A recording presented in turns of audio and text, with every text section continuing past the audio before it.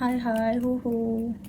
Gue harusnya lihat ke kamera atau ke sini ya, tapi biarlah gue ngomong sambil ngeliat ekspresi gue sendiri deh.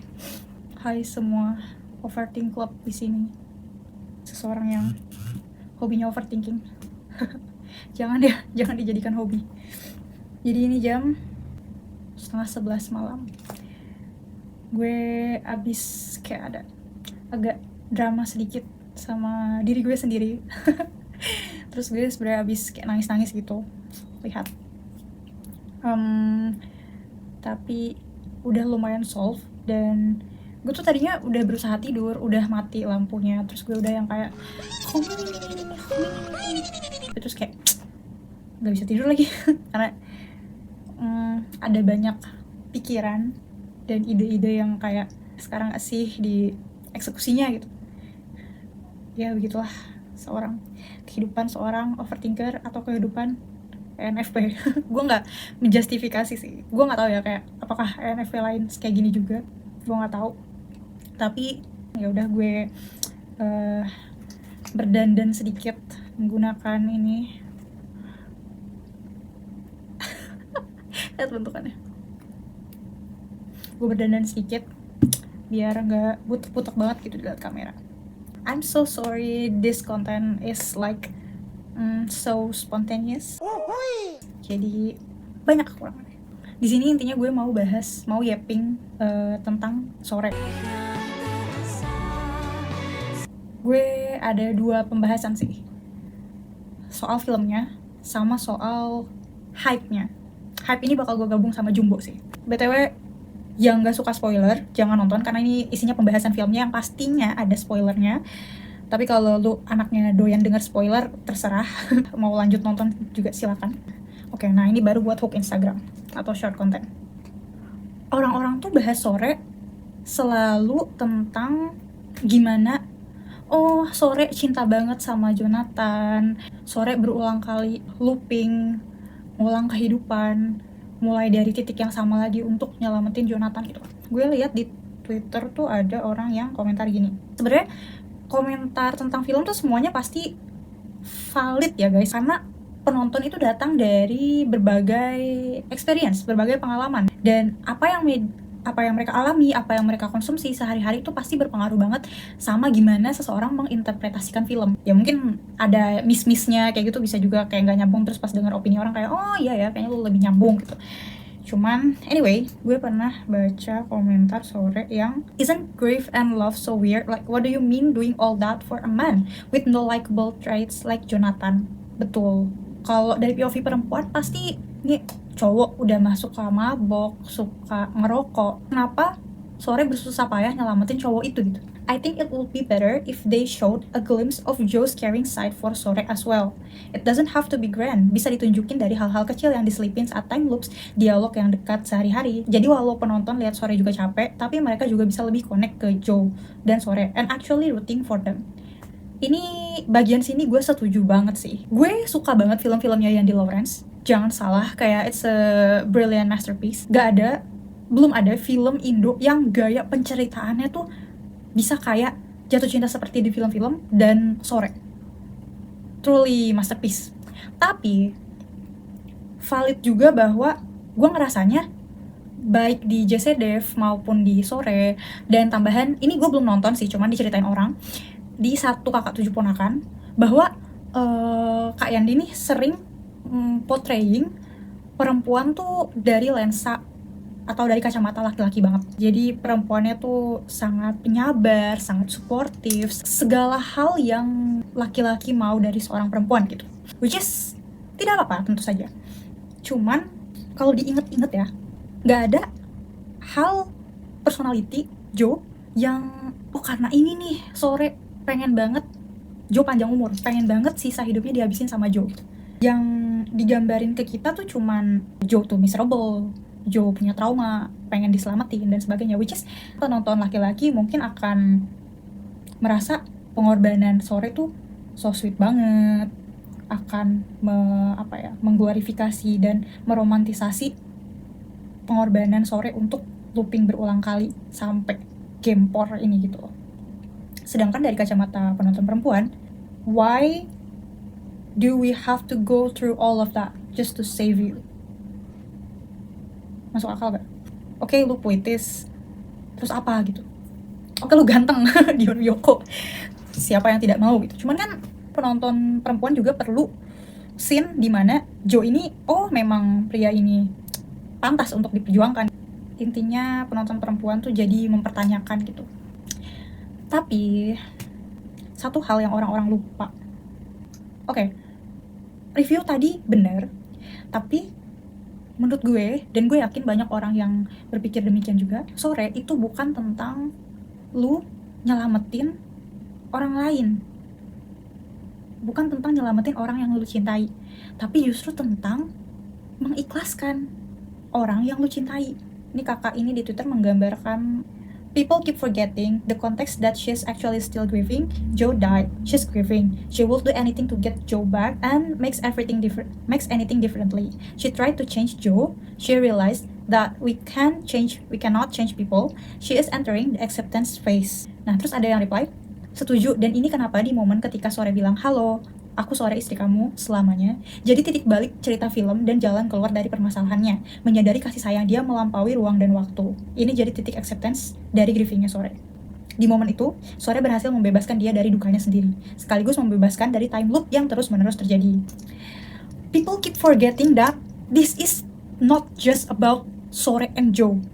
Kita lupa ada satu entitas yang jauh lebih besar keberadaannya, kekuasaannya daripada manusia, yaitu waktu.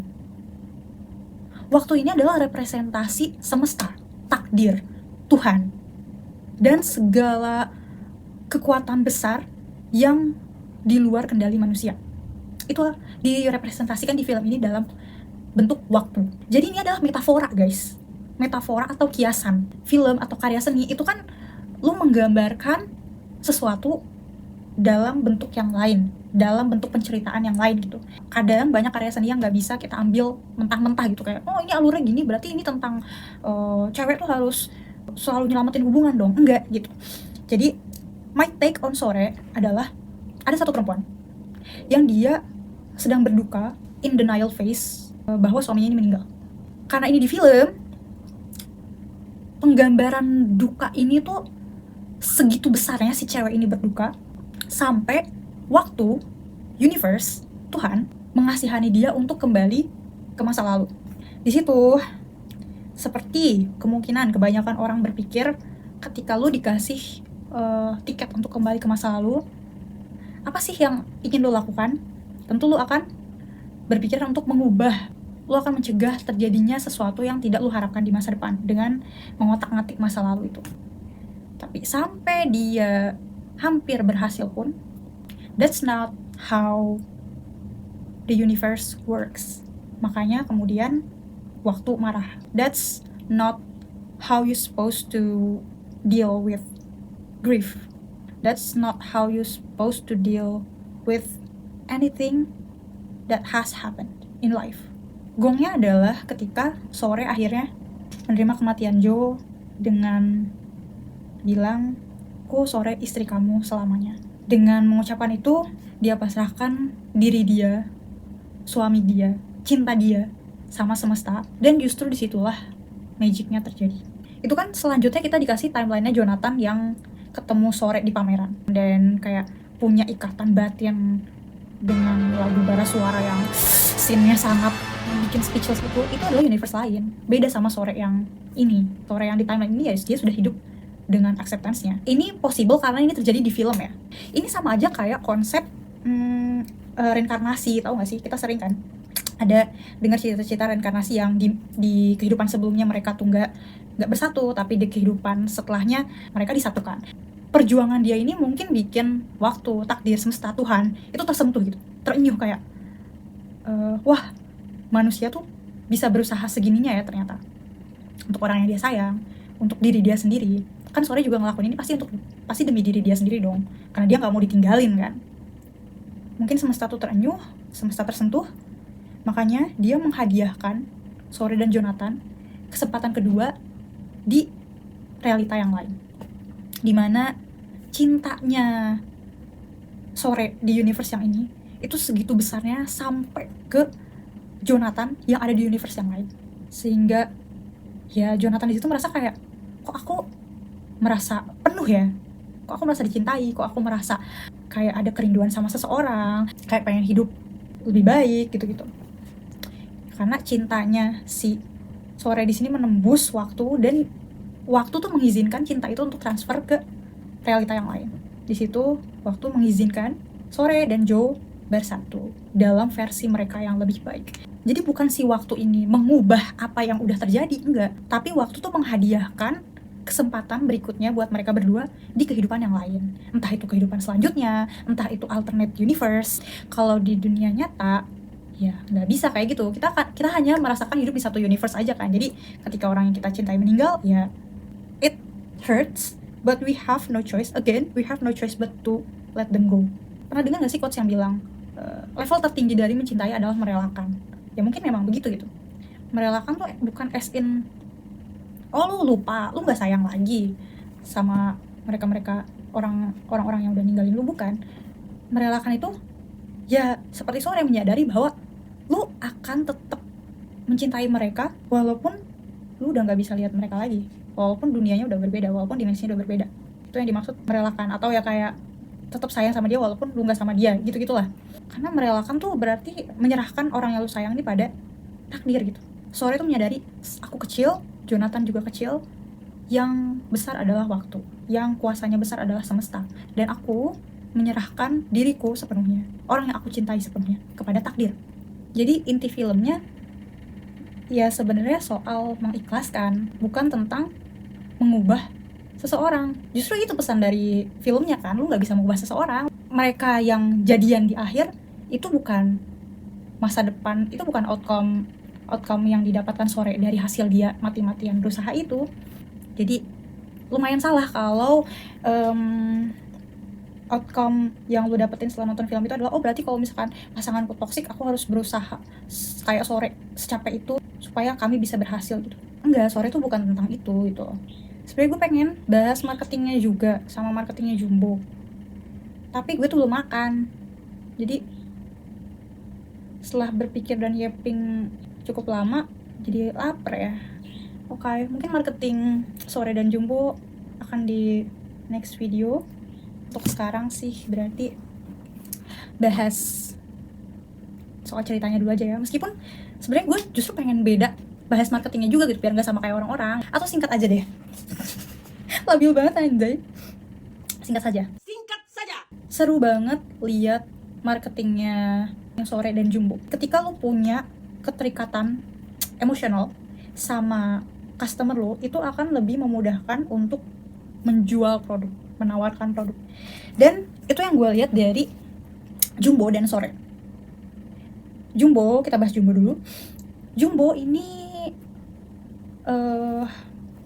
seru banget marketingnya menurut gue ya, karena itu hal yang biasa gue lihat dilakuin sama teman-teman ilustrator gue ketika engage sama komunitinya gitu. Selama ini kita ngelihat banyak orang tuh kalau jualan film atau jualan itu udah kayak nawarin produk. Oh produknya bagus, beli. Oh kata orang produknya bagus, beli. Tapi Jumbo tuh nggak gitu, or Visinema and Imaginary in general ya. Mereka tuh nggak gitu. Mereka udah ngerti bahwa cara jualan tuh nggak cuma dengan lu nawarin produk, tapi lu deketin audiens lu bikin audiens lu kayak merasa terlibat, punya kepemilikan sama karyanya. Jadi mereka senang gitu, secara sukarela nge-hype produk lu. Kayak temen gue yang ilustrator, kalau di ilustrator mungkin bisa terlibat proses berkaryanya juga kali ya. Kayak temen gue misalnya ngegambar, terus ada followersnya yang komen, kak nanti bikinin ini juga dong. Nah malah jadi ngasih ide kan ke teman gue, terus dibikinin kayak oh rame kayak gitu. Audiens tuh jadi apa ya, merasa terlibat juga di situ, dilibatkan. Nah kalau di Jumbo mungkin audiens merasa dilibatinnya bukan secara produksi filmnya, tapi treatment jualannya. Jadi yang kayak ada orang review tuh dibales, dikasih spotlight juga. Jadi kayak spotlightnya tuh bukan cuma di filmnya doang, tapi ketika ada orang-orang komen kayak wah direspon sama kreatornya langsung gitu, itu kan bagi orang-orang, widih, gue dianggap ada gitu, jadi orang seneng. Terus ya tentu secara pertama karyanya harus bagus juga dong ya, untuk bisa dampaknya luas gitu, sampai seluas Jumbo dan Sore. Kalau lu marketingnya bagus-bagus tapi karyanya nggak bagus sih, ya akan lebih kecil tentu impactnya gitu. Tapi ini karyanya bagus, marketingnya menunjang gitu, ya dampaknya bisa segede itu. Jumbo, gue nggak nyangka banget jujur. Bahkan si Riannya juga udah sering bilang dia nggak nyangka film terbanyak pertama loh, film dengan penonton terbanyak pertama ngalahin KKN. Kan kayak nggak expect untuk film animasi, karena sebelumnya animasi ya kayak gitu jualannya, niche banget marketnya. Tahu orang Indonesia pada belum familiar sama animasi ya. Sirian selain marketingnya, dia ada marketing nama juga. Nih nama Sirian ini udah gede duluan sebelum bikin produk itu. Ya sama aja kayak lu nge-stand idol misalnya. Idol lu udah demen sama idolnya, mau tuh idol ngerilis lagu apa, lu pasti dengerin kan, suka atau enggaknya itu nanti, tapi pasti lu dengerin, ya kan? Nah itu yang dilakuin sama Rian. Dia udah gede dulu nama dia sendiri nih, udah punya community, dia gede banget coy di komunitas stand up kan. Dia gede di komunitas stand up, dia gede di komunitas ilustrasi, dia punya relasi banyak sama orang-orang di industri, dia aktif di Twitter juga, audiensnya gede banget. Jadi makanya ketika dia ngasih tahu kalau guys, aku jualan ini loh, aku jualan film Jumbo loh, orang-orang ya giving a chance gitu loh ke dia. Oh iya, coba dong, karena itu yang bikin kamu, aku jadi kepo. Emang marketing paling bagus tuh invest di diri lu sih. Karena kalau lu nya udah disukai orang, nggak disukai sih, kalau lu nya udah punya komunitas sendiri, akan mudah untuk lu nawarin produk lu ke orang lain. Jadi menurut gue Jumbo itu bisa berhasil karena satu, Riannya, nama Riannya ini, dua ya marketing dia, dan ketiga budget sih yang pasti, karena bisa collab sama yang lain tuh kan pasti ada benefit yang harus dikasih juga kan, begitu. Budget mungkin bisa dari sponsor dan sebagainya, dan sponsor itu juga akan lebih mudah didapat ketika yang minta si Rian ini kan. Emang kalau lu jualan produk kayaknya, kalau di zaman sekarang ya, karena sekarang tuh persebaran informasi tuh cepet banget, orang yang bermunculan di internet tuh mukanya banyak banget, dan mereka semua banyak yang nawarin produk, banyak yang cerita. Jadi ketika lu udah punya nama yang gede, ya orang inget gitu, oh bikinannya si ini.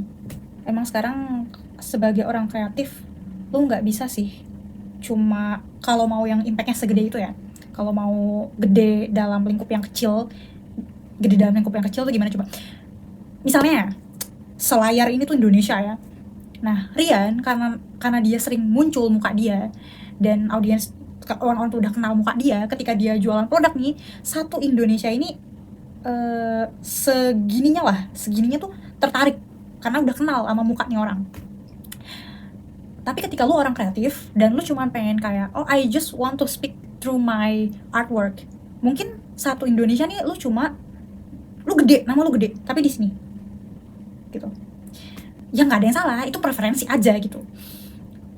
Gak usah yang kayak kemudian sebagai orang kreatif langsung pusing kayak, ya padahal gue pengennya berkarya aja, nggak pengen tampil muka kayak gitu, tapi nggak bisa gede ya bisa, lu akan dikenal orang juga kok, cuman ya kenyataannya kita harus menerima gitu, kenyataannya bahwa orang-orang tuh lebih familiar sama personal ketika lu tahu orang secara personal. Jadi ketika lu pengennya karya lu yang dikenal sama orang, ya mungkin apalagi dengan audiens Indonesia yang belum se-familiar itu sama karya seni gitu, ya mungkin lu akan terkenal secara besar di komunitas seninya gitu.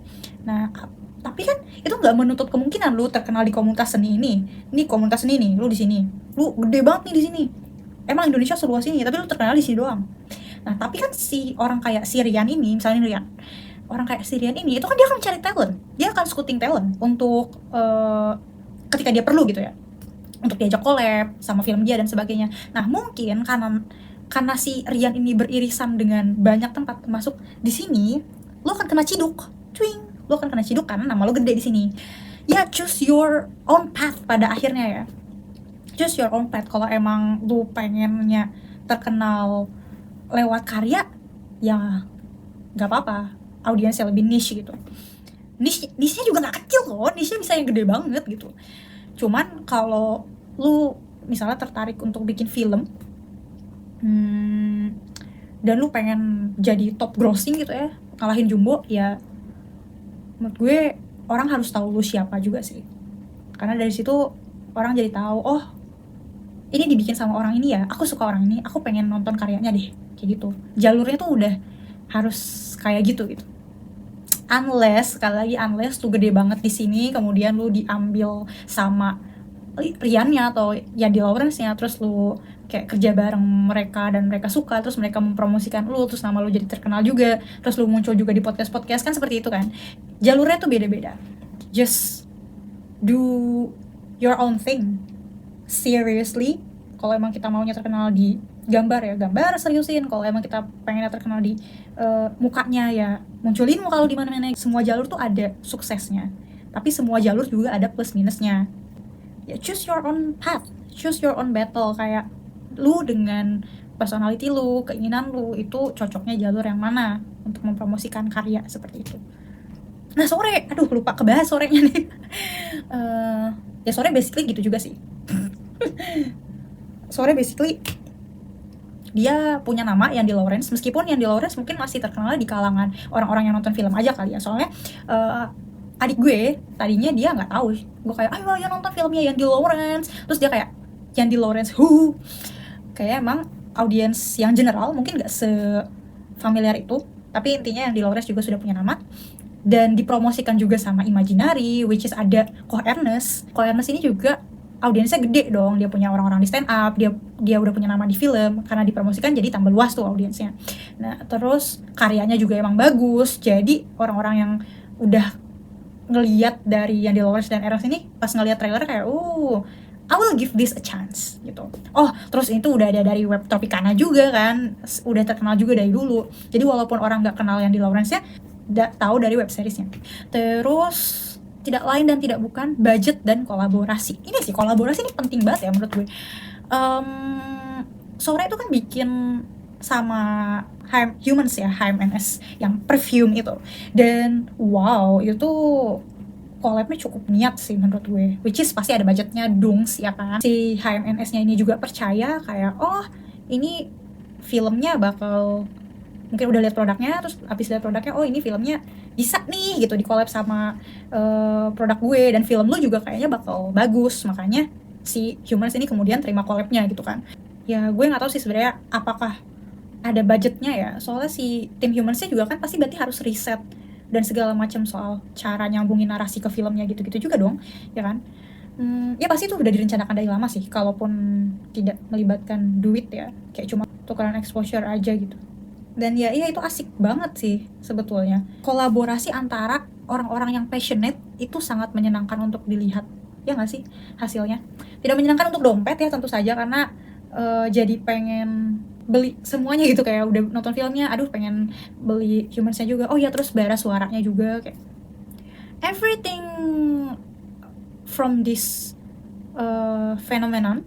Gue nggak bisa bilang movie-nya doang karena this is a phenomenon, kayak this is a big event, nggak cuma filmnya aja. Emang ketika lu pengen karya lu rame diomongin orang harus kayak gini sih, lu nggak bisa hai ada film nggak bisa gitu doang, tapi kayak hai ada film, hai ada ini yang collab sama film ini, hai ada band kesukaan lo dia juga ada lagunya di film ini, kayak gitu loh. Jadi lu nggak bisa maju sendirian sih, karya lu nggak bisa maju sendirian ya. Lu ketika lu ingin membuat sesuatu yang besar, lu harus kolaborasi dengan banyak orang. Itu yang gue dapat dari sore. Ya sekian yapping soal sore dan sedikit bumbu Jumbo. Intinya Sore dan Jumbo ini adalah dua fenomena besar fenomena pop culture besar. Ketika lo bikin sesuatu dengan passion, hard work, terus strategi yang berusaha matang banget, dan yang pasti lo engage sama orang-orang, inilah yang lo dapetin gitu. Begitulah guys, jadi sekian yapping sore dan sedikit tentang marketing film malam ini. It's like tadi gue mau jam 10-an kayaknya ya, this is like almost midnight, 8 menit menuju jam 12 malam. lama banget gue yaping anjay. Ya udah, oke, sekian dari Overthink Club, seorang NFP overthinker yang hobinya yaping. See you again in another time. Bye bye.